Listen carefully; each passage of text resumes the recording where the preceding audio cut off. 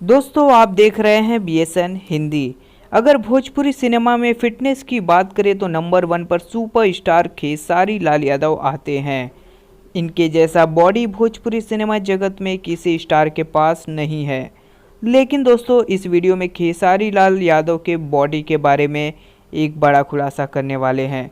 खेसारी लाल जब पहली बार भोजपुरी सिनेमा में एंट्री किए थे तब वे बहुत पतले थे, लेकिन आज उनका बॉडी और फिटनेस को देख उनके फैंस दीवाने हो गए हैं।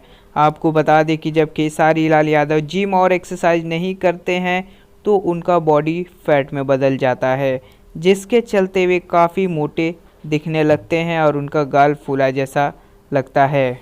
ये आप लॉकडाउन के दौरान देखे ही होंगे, जब जिम बंद था तब खेसारी लाल का बॉडी फूल गया था। आप सब स्क्रीन पर फोटो देख सकते हैं। उन्होंने पबजी वाला गाना गाए थे, वो उनका ओरिजिनल बॉडी देखने को मिला था। उसके बाद आने वाले उनके बड़े प्रोजेक्ट के चलते उनको अपना बॉडी फिर से मेंटेन करना पड़ा, जिसके लिए वो अपना काफ़ी समय जिम में बिताते हैं।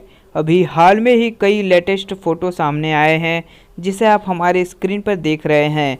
तो दोस्तों आपको खेसारी लाल यादव की लेटेस्ट बॉडी पिक कैसी लगी हमारे कमेंट में ज़रूर बताएं।